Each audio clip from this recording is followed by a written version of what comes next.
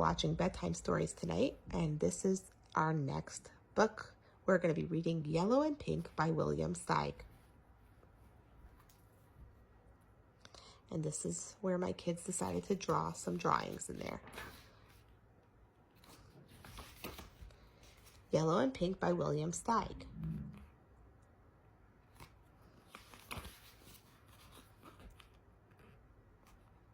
Two small figures made of wood were lying out in the sun one day on an old newspaper. One was short, fat, and painted pink. The other was straight, thin, and painted yellow. It was hot and quiet, and they were both wondering. Excuse the illustrations of my children. After a while, the yellow one sat up and focused his gimlet eyes on the pink one. "Do I know you?" he asked. "I don't think so," Pink answered. "Do you happen to know what we're doing here?" asked Yellow. "No," said Pink. "I don't even remember getting here." "Me neither," said Yellow, looking all around. There were chickens busy pecking a little way off, and farther back in the field, some dreamy cows. "I can't help wondering," he went on, "how we got to be here. It all seems new and strange. Who are we?" Pink looked Yellow over. He found Yellow's color, his well-chiseled head, his whole form admirable. "Someone must have made us," he said. "How could anyone make something like me so intricate, so perfect?" Yellow asked. "Or for that matter, like you. And wouldn't we know who made us since we had to be here when we got made?" "And why," Yellow added, "would he leave us like this with no explanation? I say we're an accident. Somehow or other, we just happened." Pink couldn't believe what he heard. He started laughing. "You mean these arms I can move this way and that, and this head I can turn in any direction, this breathing nose, these walking feet, all of this just happened by some kind of fluke? That's preposterous." "Don't laugh," said Yellow. "Just stop and reflect. With enough time, 1,000, a million, maybe 2.5 million years, lots of unusual things could happen. Why not us?"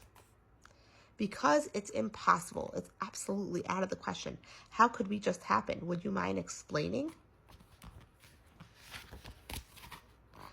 Yellow got up and began pacing. He kicked the pebble aside. "Well, it could be something like this. I'm not saying exactly. Suppose a branch broke off a tree and fell on a sharp rock in just the right way so that one end split open and made legs. So there you have legs." Oops. "Then winter came and this piece of wood froze and the ice split the mouth open. There's your mouth. Then maybe one day a big hurricane took that piece of wood and sent it tumbling down a rocky hill with little bushes, and it got bumped and chipped and brushed and shaped this way and that. Sand blowing in the wind might have helped with smoothing. That piece of wood could have hung around at the bottom of the hill for eons until one day, zing, lightning struck in such a way as to make arms, fingers, toes." "All right," Pink interrupted. "What about eyes? What about ears? What about nostrils?" Yellow sat down on a stone to do more thinking. "Eyes," he said, "could have been made by insects boring in, or by woodpeckers, maybe even by hailstones of exactly the right size, hitting repeatedly in just the right places." Said Pink. He clasped his hands behind him. "How come we can see out of these holes the woodpecker made and hear?" "Because that's what eyes and ears are for, dummy. What else would you do with them? Those cows over there can see with their big eyes. Those cows over there see with their big eyes. This ant sees with his teeny eyes. We see with ours." "Okay," said Pink. "Let's say you're right. Just for the sake of conversation, do you mean to tell me all those odd things happened not only once but twice? So that there's two of us? The branch fell off the tree, it hit the rock, it rolled down the hill, lightning struck, the woodpecker pecked, etc., etc."